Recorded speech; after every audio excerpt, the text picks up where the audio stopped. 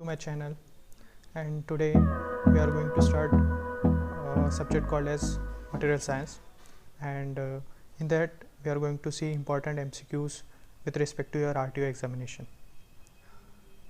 So now this is my channel Make RTO, and here you can see that I have a Telegram channel called as Make RTO. You can join this link and have a daily topic wise MCQs which will be basically in quiz format, and we'll have a focused preparation for RTO AMVI examination.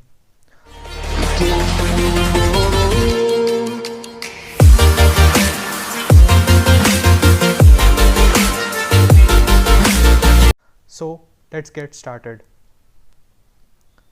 So the first question, a hot short metal is, the option is brittle when cold, brittle when hot, brittle under all condition, ductile at high temperature. So guys, this is a very important question asked in SSC JEE 2017 examination, recent examination. So here the correct answer for this question is C, brittle under all conditions. So let's see a hot short metal. So basically the explanation of this question is hot short metal are those which become brittle at hot working temperature. Hot shortness is tendency for some alloys to separate along grain boundaries when stirred at a temperature near melting point. This is due to high sulfur content. So remember guys, due to high sulfur content, there is a tendency to separate along the grain boundaries, right? So basically in hot short metal, it is the brittleness property takes over, right? So here the correct answer is hot short metal is brittle under all conditions, right? Now the next question, Eschen test is concerned with option A, hardness determination, bending test, cupping test, D, impact test. Here the correct answer is C, that is cupping test.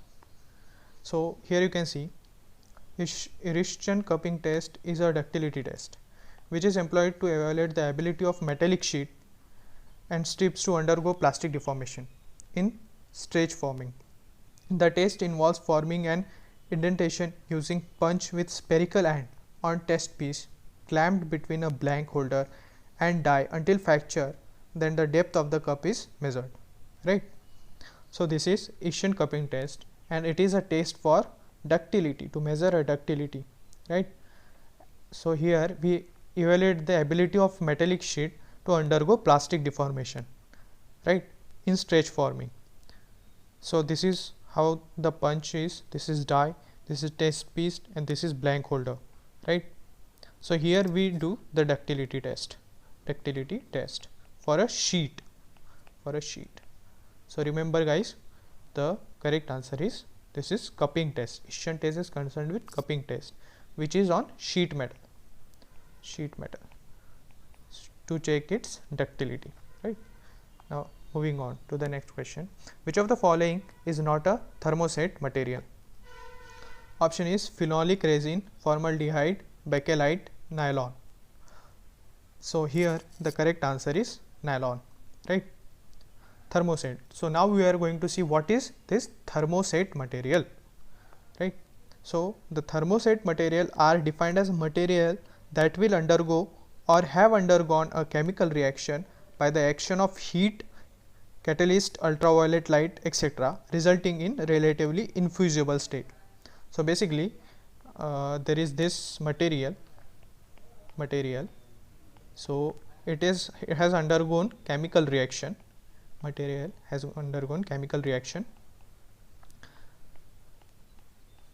then it becomes a kind of a material which doesn't infuse with any material, any kind of a material, do not infuse with any kind of a material, right, after application of heat or any external deformation, right? That is thermoset material. Here you can see the example of thermoset material are phenolic resin, formaldehyde, bakelite, vulcanized rubber, etc. So basically thermoset contains polymer that cross-link together during the curing process to form irreversible chemical bond. Guys, this is how irreversible chemical bond is formed, and that's why this cross-linking eliminates the risk of product remelting when heat is applied, right? There is a the risk of melting is eliminated, so the material do not infuse with any other material, right? That is what thermoset is, the definition of thermoset. So here phenolic resin is a thermoset, formaldehyde is a thermoset, bakelite is a thermoset, but nylon is not a thermoset. That's why the correct answer is D. So next question, which of the following is not thermoplastic material? So guys, what is thermoplastic material? Basically, thermoplastic material softens when heated and becomes more fluid as additional heat is applied. They can be remolded and recycled without affecting material's physical properties. So example are nylon, polyvinyl chloride and polystyrene, polypropylene, etc. Right. So here the correct answer would be A, polyethylene, right? So this polyethylene can infuse with other materials, right? That's why it is not a thermoplastic material. Now the next question, the Charpy test is conducted to measure toughness, creep strength, fatigue strength, elastic strength of the material. Here the correct answer is toughness. Charpy test is conducted to measure toughness. Here you can see how the Charpy test is conducted. So we have a hammer which is going to swing in this direction, right? And here we have placed our material, and this hammer will strike the material and make this kind of indentation, right? This kind of indentation will be made by the material, by the hammer on the material, right? On the material, and by that we can test how tough our material is. So Charpy test is conducted to measure, answer A, toughness. Now the next question, the grey cast iron has. So the grey cast iron, so we already know, first of all, cast iron is brittle, right? So it is brittle, and cast iron has low compressive strength, we cannot compress cast iron in a large quantity. So cast iron is also used in railway bogies. We have all seen our Indian railways. So the outer structure of the railway bogie is made up of cast iron, and it is not that compressible. So here this answer is eliminated, this answer is eliminated, this answer is eliminated, and here the correct answer will be low electrical conductivity, right? Moving on to the next question. Here you can see that, so here you can see grey cast iron is obtained by allowing molten metal to cool and solidify slowly. It contains greater part of carbon in graphite flake form. So this graphite flake form is in grey color, that's why it is called as grey cast iron, right? It is brittle and strength is greater in compression than in tension, right? So this is our basically answer. It is brittle and strength is greater in compression than in tension, right? That's why it has low compressive, it has used for making parts of integrate shape. Free graphite in structure seems to act as a lubricant, and the grey cast iron has applications like ingots, mold, piston, machine, etc., right? So here the correct answer would be B, low electrical conductivity. Now the next question, here the correct answer would be, here the correct answer would be, all the options are correct, right? sorry, all options are correct. Cast iron is brittle, as well as it has low compressive strength and it has low electrical conductivity. So the correct answer will be D. Correct answer would be D, right? Here the cast iron is brittle, it has greater strength in compression than in tension, right? Used to make intricate shape, used in ingots, mold, piston machine, right? Next question, 32. Chilled cast iron is, here the correct answer is high resistance to wear. Chilled cast iron has high resistance to wear, not soft on surface, not machined freely, right? High resistance to wear. Here you can see chilled cast iron. Iron is produced by quick cooling or chilling. Sand is used for chilling because it has lower thermal conductivity than cast iron, thus obtained surface. Chills are used to have hardness of white cast iron, right? So white cast iron is very hard, right? And chilling is we do this chilling to obtain the same hardness as that of white cast iron. So it has, if it is hard, then automatically it has a high wear resistance. So correct answer is C. Now to the next question. If carbon present in the iron is partly free and partly in combined state, then it is called as option A white cast iron, grey cast iron, molten cast iron, option D none of this. So here the correct answer would be A white cast iron. Here you can see that so in white cast iron basically carbon is exclusively in the form of cementite. Now guys, when we talk about cementite, we say that the carbon percentage in cementite is very high, right? So cementite, in cementite we have an intermolecular compound of iron and carbon. So in cementite there is a free carbon as well as in combined state, carbon in combined state, right? That's why it is called as white cast iron, right? So the correct answer is white cast iron. Now next question, the thermal conductivity of non-metallic amorphous solids with decrease in the temperature. So here the correct answer is A, increases. So basically, as you know, what is amorphous solid? Amorphous solid are basically materials like glass, right? So if you decrease the temperature in glass, we get better thermal conductivity, right? We get better thermal conductivity, right? K, we get better thermal conductivity in glass. Basically the heat conduction will increase if the temperature of the glass reduces. So the correct answer would be A.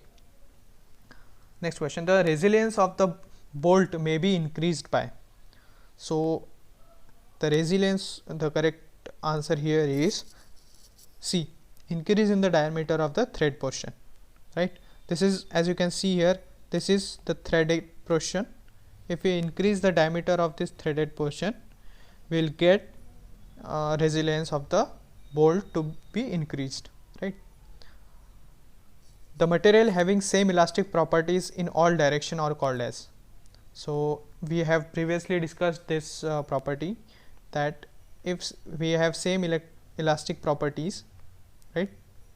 If we have same elastic properties in all direction, that is isotropic material. So consider this point A, consider this point B, right?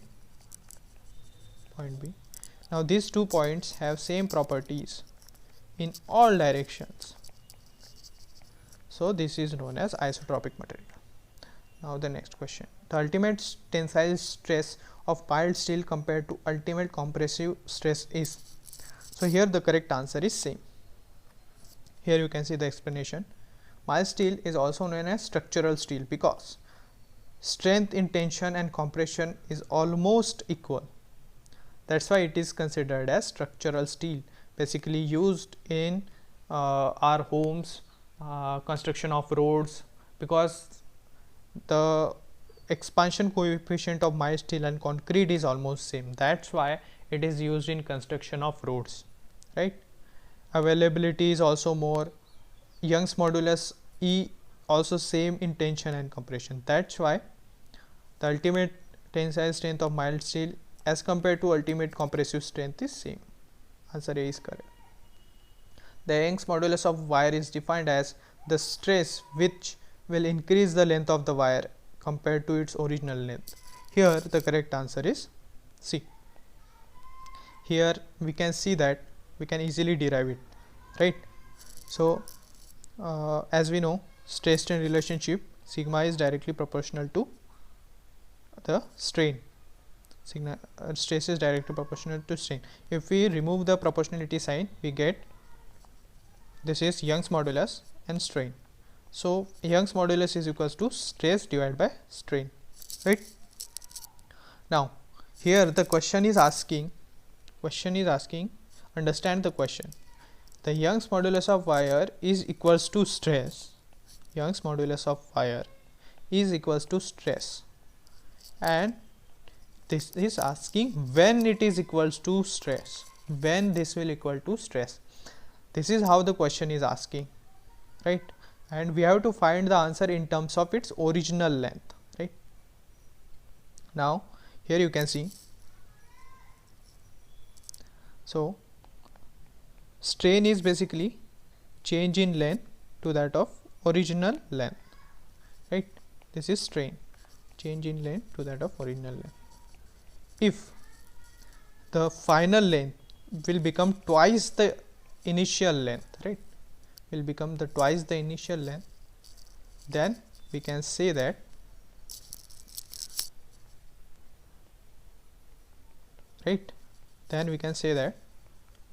this will be 1, right? So we will get sigma by 1 E. Therefore we get E is equals to, that is Young's modulus is equals to stress. Now when the original length will be twice that of initial length, that is double, then the Young's modulus will be equal to stress. Here the correct answer is C. Now the next question, which of the following material is most elastic? Here the correct answer is steel, right?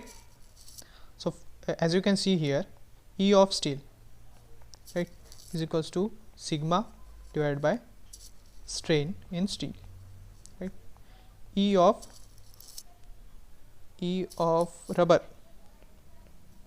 is equals to sigma by strain in rubber. So as you can see in this diagram, this is steel, right? This is strain in the steel, that is change in length upon original length. And as you can see here, this is for rubber. For rubber, strain is more, right? As we know, change in length upon original length for rubber is more. So as the strain is more and here the strain is less, the value of E of steel will be here less, and value of rubber for E will be here,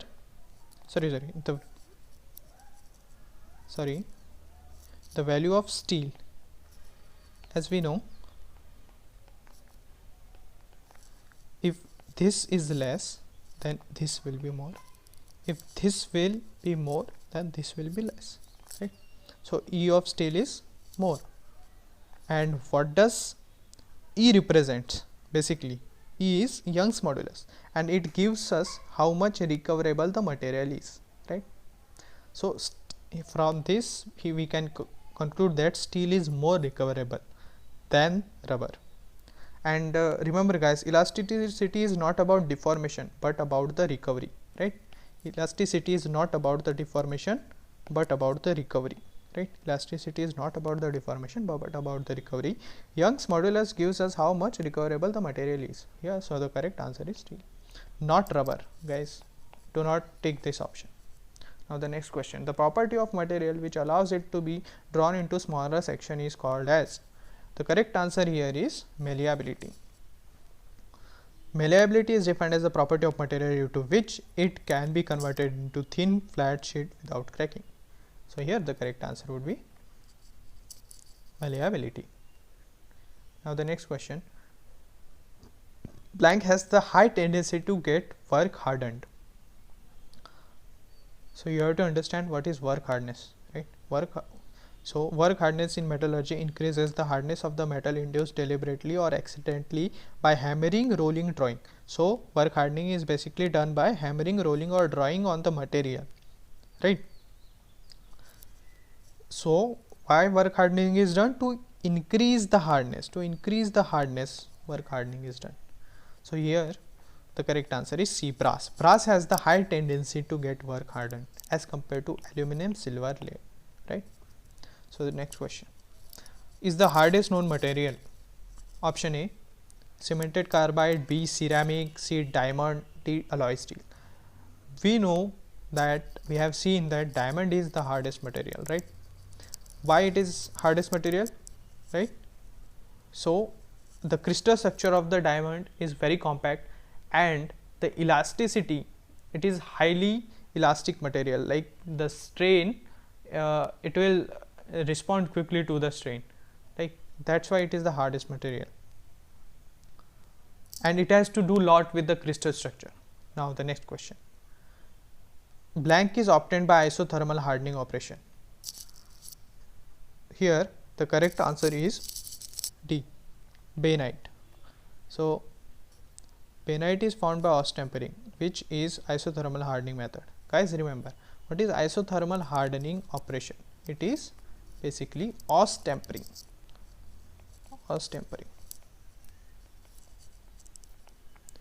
Austenite is cooled at a rate equal to or greater than critical cooling rate to a temperature below the nose in TTT diagram but above the martensite start line. The temperature of the sample is maintained for a certain period of time so that cooling curve enters into the TTT diagram. This produces bainite microstructure, right?